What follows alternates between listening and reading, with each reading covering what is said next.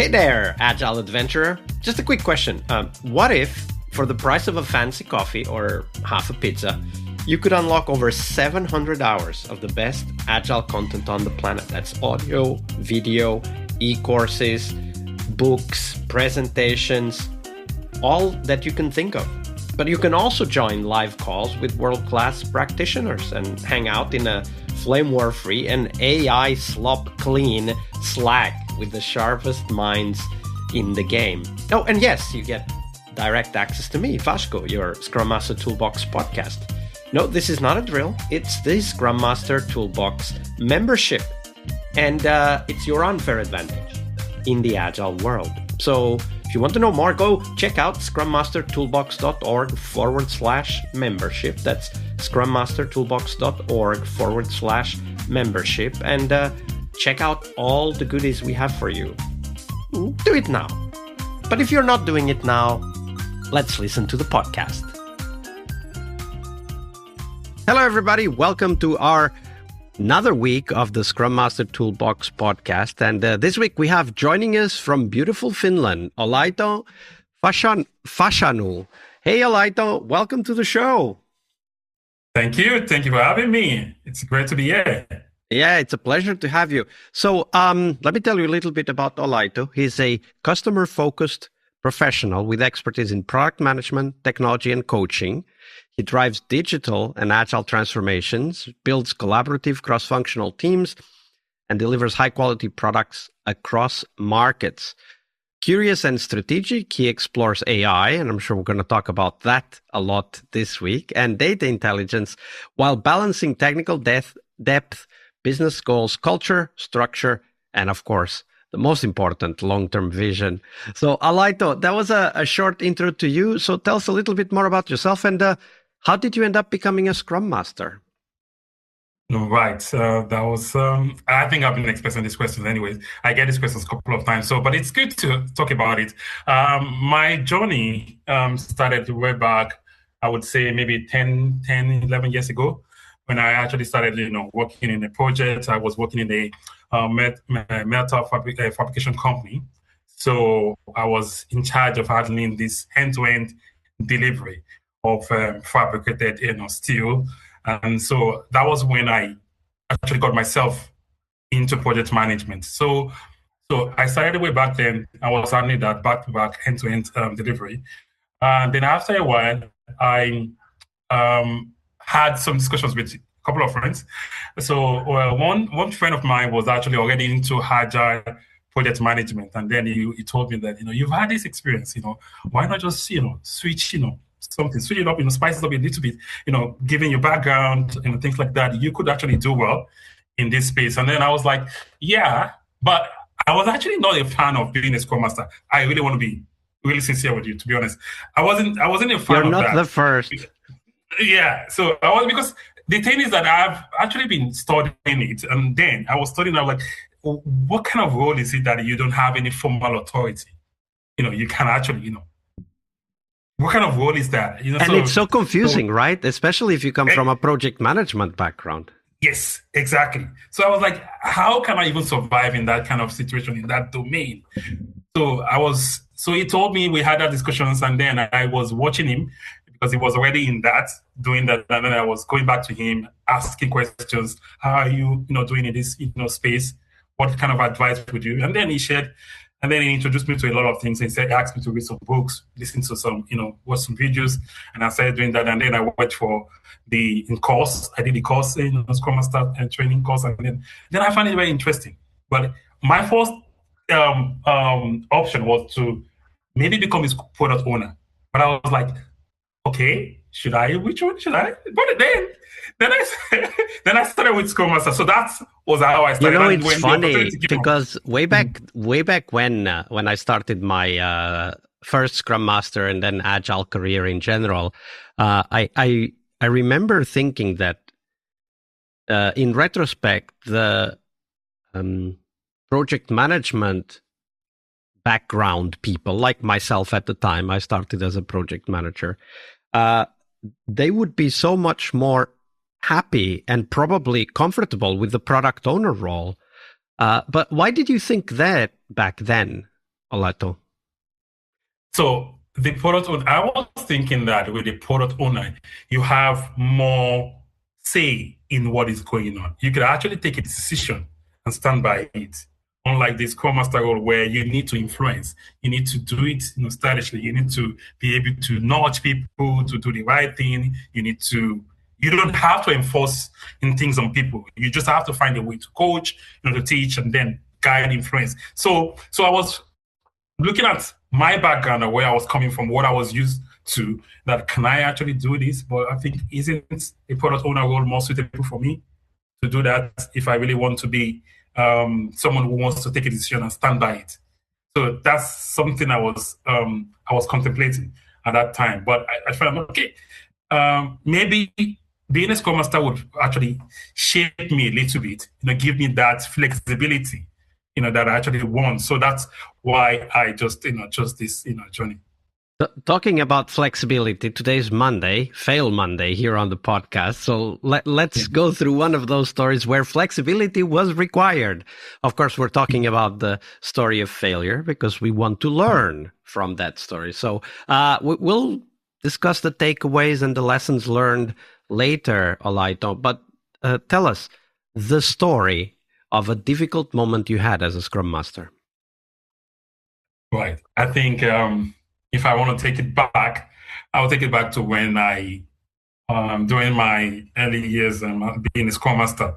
So I have actually, I was faced in it, like I was saying that you are working in a domain where you don't have any formal authority, right? So, and then you suddenly find yourself in this, try to, influence without authority, trying to coach. And when I started my journey, I thought I could bring in those skills I had as a project manager, bring it, to bear in that in my current career. I was in the team of senior developers, really experienced professionals, and then I was trying to force my way out of things. And then I was actually taught a very, a good lesson there. I was taught like when you want to make things work, you need to find a way to carry people along. You need to find a way to influence us. You need to find a way to lead, not by forcing your way on the team, on these people, because you're working with smart people, you're working with professionals. There's a way you need to do that. And that was one key lesson I learned from that. Let me give you one instance. I after a retro, we were having a retrospective. So after a retro, and then there was somebody who said, now why can't we have like someone who could help us set up this Jira, our Jira properly? And then that person said that, and I took that personally, that why would you just say something like that when what is my job in the team? So, and then the following day, I just brought it up in a daily that, somebody said something like that. Next time, why would you do that? And then I could sense from the reaction of that person that, no, you shouldn't do this. This is not the way to do it. At least you could have, tried to get the context, what is, why I said that. And, so that was one good lesson. And it didn't go well. So it was a good lesson for me to actually find a better way to handle things going forward. So the way you acted in that session, it created kind of conflict, right? Latent conflict, right? Yeah. Not necessarily violence or anything, but just latent conflict. Yeah. And then if I understood you right, what you realized at the moment is that, okay, I need to bring up really difficult topics that might not be nice, but I have to do it in a way that doesn't create this conflict. Exactly. So that was what I learned from that situation, that I have to, even if I want to have a difficult situation, conversation, I should do it in a way that it will not create conflict. It will not create, more difficult situations for the team. So that was what I learned from that, from that scenario, from that situation. So, and I picked that up, and then I had other discussions with even the PO reached out to me afterwards that, we could have had a better discussion around this instead of this way. that way. And that was something I learned from that situation. Yeah, absolutely. And bringing up difficult topics is one of those situations where we really need to practice that perspective of influencing rather than driving, right? Like it's like, okay, how do I bring up this topic so that we actually engage with the topic and start to, instead of being defensive or deflecting or whatever that might be. So it's also one of those critical skills for Scrum Masters. Exactly. That's exactly one thing that I actually learned from that. And that was a couple of years back. I learned that in a difficult way. But then I went back to my friend like, oh, you didn't tell me this is how difficult it is. And he was like, yeah, welcome to the game. So, like, some people in this situation really do not understand what is Scrum Master face, on a day-to-day, on a daily basis, that, we find ourselves in difficult situations that can be really difficult for you to handle if you're not careful with it. So that is something that some people don't really understand. We need to influence, but we need to do it the right way. Yeah, exactly. So, absolutely, brilliantly said. Thank you very much for sharing that story, Olaitan. Thank you. All right, I hope you liked this episode. But before you hit next episode, here's the deal. This podcast is powered by people like you, the members who wanted more than just inspiration. They wanted real tools and real connection to people who are practicing Agile every day.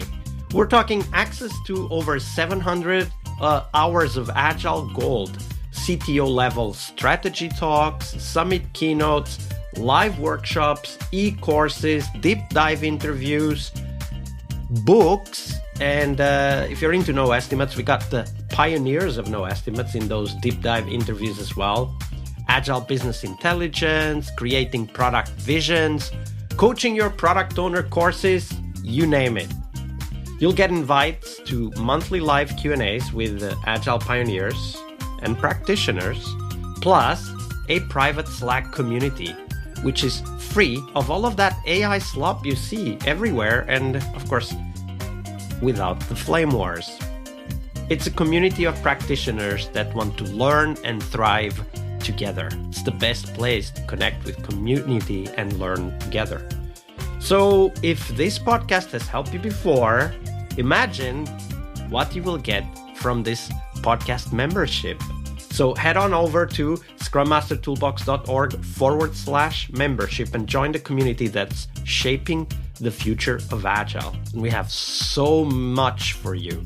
So check out all the details at scrummastertoolbox.org/membership, because listening is great, it's important, but doing it together, that's next level. I'll see you in the community Slack. We really hope you liked our show. And if you did, why not rate this podcast on Stitcher or iTunes? Share this podcast and let other Scrum Masters know about this valuable resource for their work. Remember that sharing is caring.